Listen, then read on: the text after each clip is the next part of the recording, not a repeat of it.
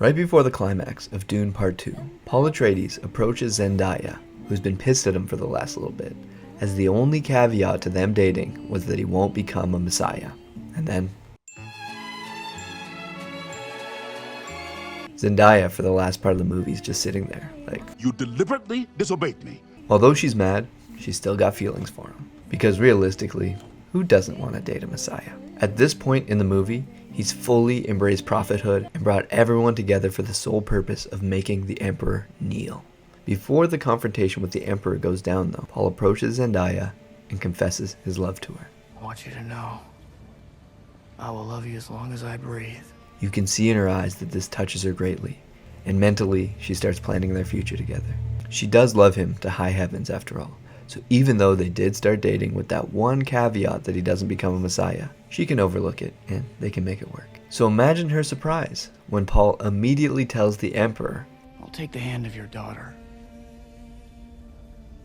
like this is immediately after, by the way. He confesses his love to Zendaya at 2:25 into the movie, and he says he'll marry the Emperor's daughter at 2:27. 2 minutes. 2 minutes it took him. What a roller coaster for Zendaya, eh? No wonder she got her eye twitching. She's shook, and when everyone else is bowing after the Emperor submits, she turns away and leaves. She feels betrayed. And here's where we get into one of the major issues of communication between men and women. When Paul Atreides, or Muad'Dib, or Lisan al-Gaib, or Kwisatz Haderach, Usul, motherfucker loves having new names. He tells Zendaya that he will love her as long as he breathes. For him, as a man, this is meant to be reassurance. He's not telling her that they'll be together. He's just telling her the truth. He's not lying, and he thinks that he's reassuring her.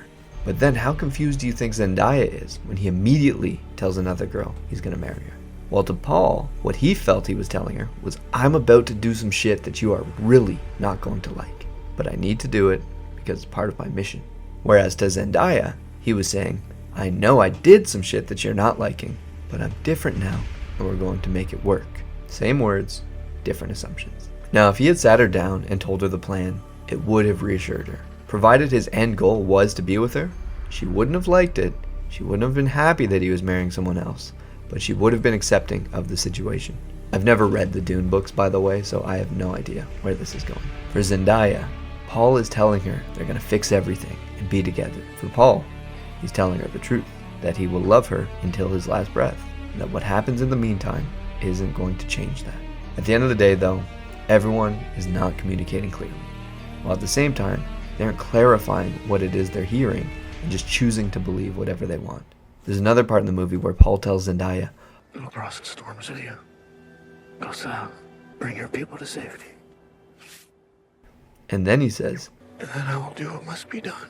Zendaya doesn't know that Paul just heard the message from the Logos, that he needs to sip on that blue drink in order to see the previous avatars. I'm mixing up my Chosen One stories here, by the way, but the point still stands. She isn't sure what he's saying here, but he is, in a way, telling her exactly what he's going to do. She just chooses to ignore that because she kind of knows that it isn't exactly what she wants to hear. He should have been more clear, to be fair, but she should have tried to understand what it was that he was saying. Paul needs to face his fears and face the fact that he may actually be Lisan al-Gaib. He can't tell Zendaya that, though, because they're not on the same page. He's pursuing his destiny, which is also leading him into the things that he didn't really want. She takes him at face value when he says things, but he's speaking through the lens of destiny. There's things that he wants to do, but then there's his mission. There's something I've noticed in relationships called setting expectations. And this is going to be important for relationships, whether you're on the path to potentially becoming a messiah or not. With setting expectations, you need to offer things as possibilities ahead of time. You need to make agreements, and you need to be able to renegotiate those agreements as things change.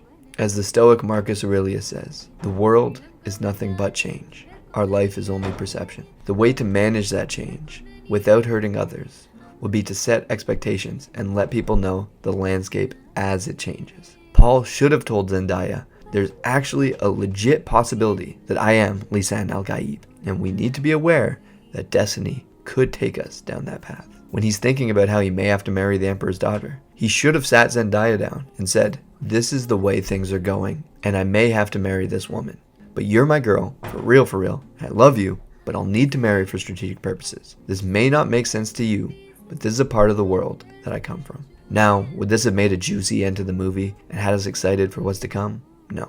But you don't live on Arrakis. And the movie of our lives plays out a lot differently and a lot longer than the 9 or so hours that we will spend with Zendaya and Paul Atreides. If you want to have a functioning relationship, don't communicate like Paul and Zendaya, as this is toxic. Paul needed to set expectations, be clear in letting her know the plan, and Zendaya needed to manage her assumptions and clarify what Paul was saying.